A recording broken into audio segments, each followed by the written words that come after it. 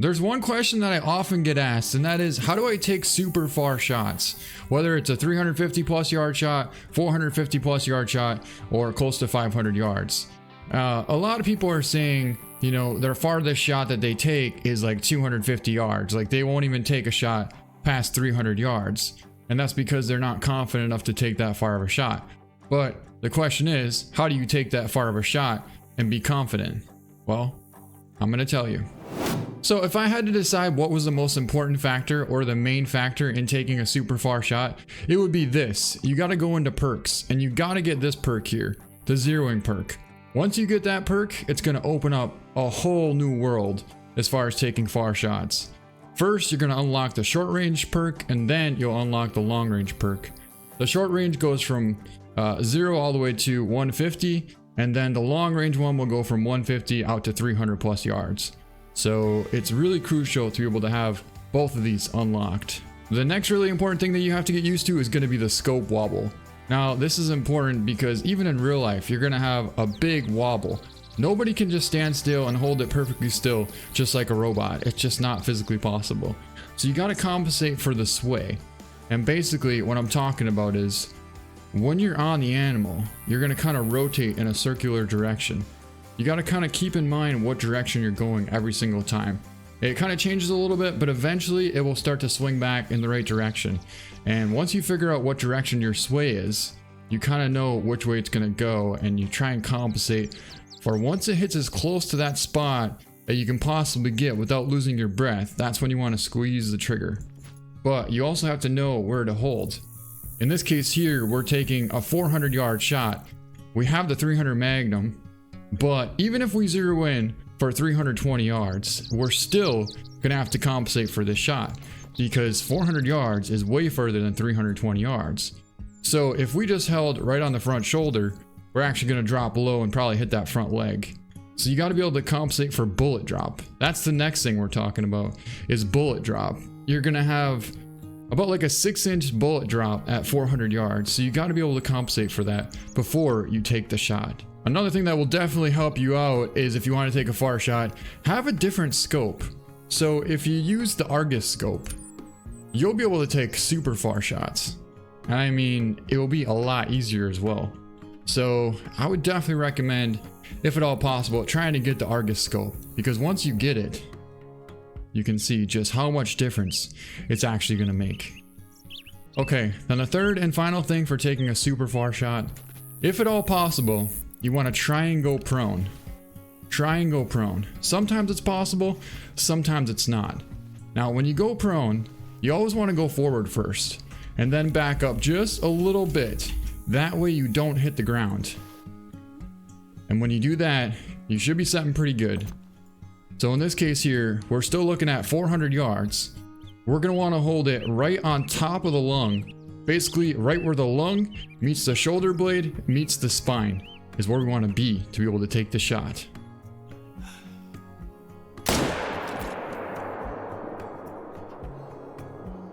Just like that. So that's how you do it. And after a while, you just keep practicing over and over, repeat the steps, the same exact process. Sometimes you're not going to be able to take a perfect prone shot, but when you can't do that, you can still be able to compensate for the scope wobble and the bullet drop. And once you get that all down, you'll be able to take super far shots really consistently and really accurate. Another thing that I should probably tell you is when you take a shot like that, you never want to hold too high. You always want to stay on the animal. And in all honesty, I kind of should have held just a tad bit higher, but because we're uphill, we actually have a little bit more raise to the bullet.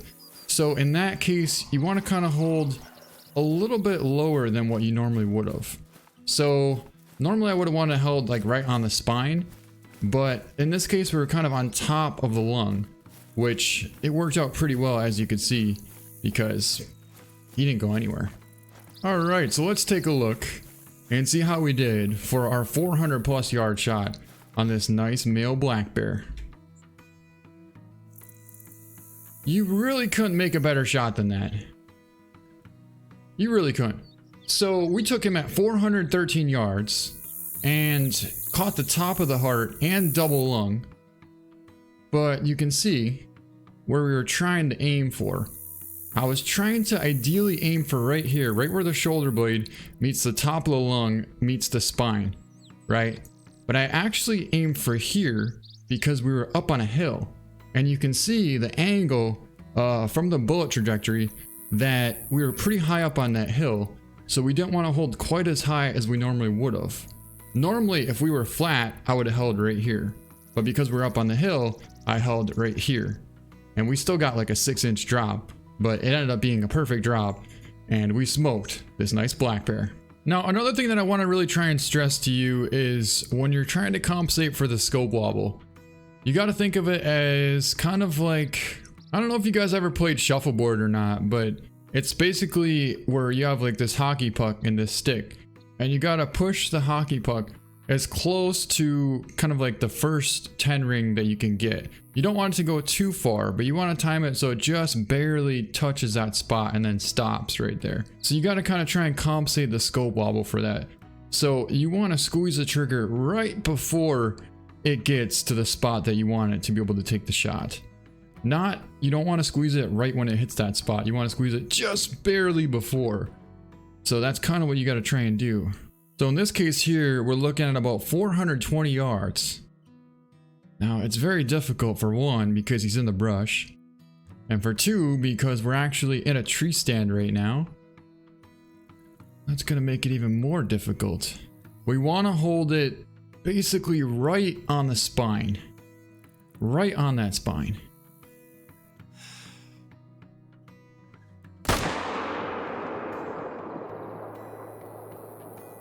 Right there. That's exactly where we want to be. And as you can see, there's another shot very well executed because he dropped right on the spot at 420 yards.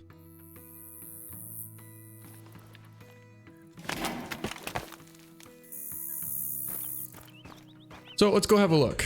And that's kind of what I was trying to show you as far as the bullet, not the bullet. Well, yeah, basically like the bullet drop and the scope wobble all at the same time. You got to try and compensate for that. And you got to use your head to be able to kind of adjust to think, okay, 320, 400, 450. Now, what's the bullet drop going to be like? You know, if it drops like 3 inches at 200 yards, then at 300 yards, it's probably going to drop 6 inches. You know, you got to kind of think like that. So here's going to be our pronghorn, and let's have a look and see where we hit him. At 428 yards. Looks like we pulled off a double lung shot. 428 yards. Now remember, we were aiming for like right here. So we were still, I mean, that's kind of an awesome shot, but we still were a little bit off. And that was all about bullet drop compensation. You're not going to be perfect at this every time. In fact, it's very difficult to know exactly how much bullet drop you're going to get with every shot. In this case here, we probably should have held on top of the spine, and I held on the bottom of the spine, which was here, and we had, man, like an 8-inch, maybe a 10-inch bullet drop there. But this is also 10 yards further, and the pronghorn antelope is, well, like 400 pounds less than pretty much a black bear. So there's a huge difference, like I said, as far as the vitals. So we still made an awesome shot at 428 yards. Okay guys, here's another example. We're talking 400 plus yards, pretty much like 410. But we're super high up on this hill right now. So we're actually going to want to hold a little bit lower than what we normally would. If we were on a flat ground, we would hold higher. But right now, since we're so high up like this, we're going to hold lower. So that basically means, you see where the top line is on our sight right there? We're going to want to be right on top of his lung. What do we got coming in there now? Mountain goat. Like I said before, you always want to stay on the animal. You never really want to be above him. You never want to be above him. That's kind of like the #1 rule about hunting, is you never want to hold, say like right here. You never want to hold above the spine. Always stay on that spine. Depending on how far it is. Like if you're taking, I'm talking 450 plus, then you're going to want to hold above the spine. Then you're definitely going to want to hold above the spine. But at 400, you're gonna want to still stay on the body of that animal. So right here we're looking at 400 yards, pretty much exactly. So we'll crouch down and try and compensate for that swing.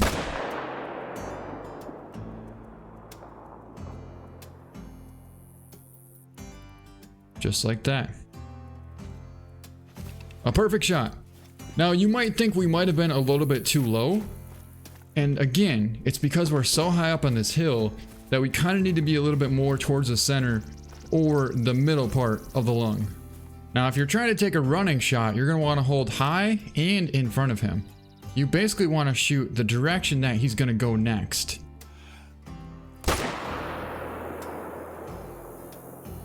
Now, you can't always get him on the run. That's one of those things where, like, you can't get him if you don't shoot. And sometimes when you do shoot, you still don't get him. So you just got to kind of expect that you might not get him. So here is our Bighorn Sheep. Took him at 405 yards. He was facing just like this. And man, that was a perfect shot.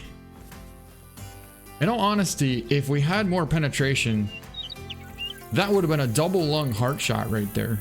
Because we were holding for 320 and we hit right there. 405 yards. But if we were holding for here, then we probably would have hit like right here. So you don't really want to hit too high. We got blood here, but it's not ideal. However, non-vital will take him down. So a running shot to get a non-vital hit, I mean, that's pretty decent.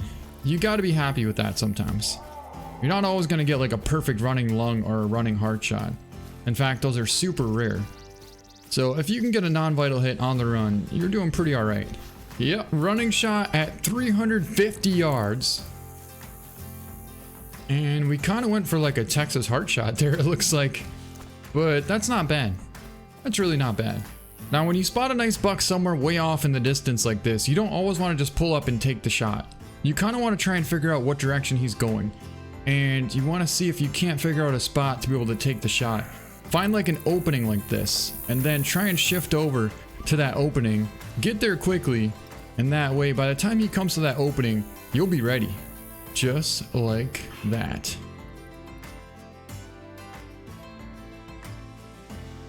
Now, you still have kind of a tricky shot here. But if you don't take the shot now, you're never going to take the shot. And sometimes, you just got to take the shot. And believe that it was good enough. If not, get ready for a follow-up. But like I said, the thing about taking far trotting shots or far running shots is sometimes you get them. Sometimes you don't. And when you don't discourage yourself. Just know that you tried. And then you'll try again next time and you'll get them.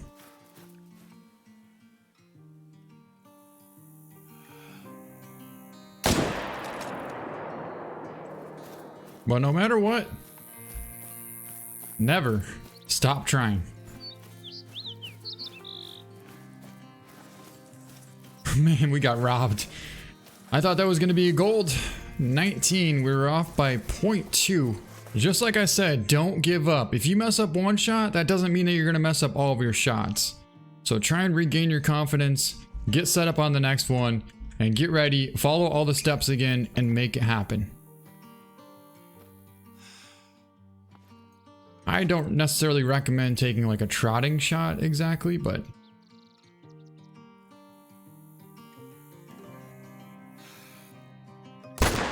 wait for that moment.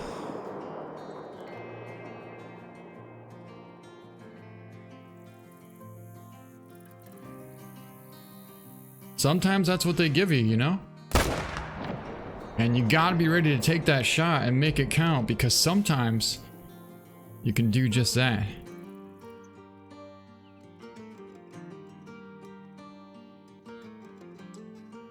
That right there was one heck of a pretty awesome shot. We took him at about 350 probably on the run. 350 yards on the run. Now you're probably wondering like what the heck that first shot was, and to be honest, that was kind of my bad, because when we first were going to take the shot, he was at about 300 yards and I was going to hold high for the spine for 160, because rather than zero in for 320 and hit the vertebrae, for me it's way more comfortable to zero in for 160 and hope for the spine, because then I know we're never going to hit that spine. And anyways, when we took the shot, he was actually still at 250 plus, and I thought he was closer to like 200. So I held right for the center of the lung heart kind of area, and well, let's just say he was still 250 plus, and we dropped way below the heart. But either way, he took off running, and that's kind of what I wanted to have happen, and we smoked him on the run. So here he is right here, a massive muley buck down, and definitely our biggest buck of the hunt. Super, super wide. I love this rack on this buck. 256 gold. We took him at 353 yards on the run with the rifle. And man, what an awesome shot. You gotta remember, the angle that we had there, we only had like 2 inches to be able to hit the vital. Because if we hit too far back, we're hitting hind quarter, maybe intestine if we're lucky. But that's not going to take down this big of a buck. We needed to be a little bit more forward. So basically we had from the crease of his hind quarter to the inside of his front shoulder, and we managed to sneak one right in there and make it count. That was pretty awesome. And that's going to be it for this video. I hope you guys enjoyed it, and I hope you found it helpful, and now you'll be able to take super far shots with extreme confidence.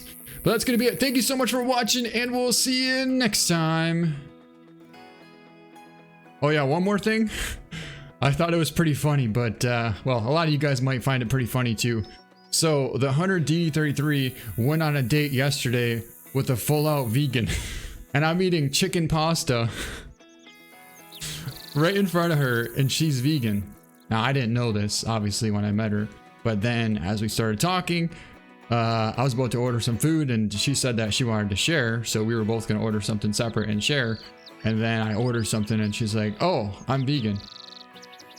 Like, yeah, this is definitely not going to go too far.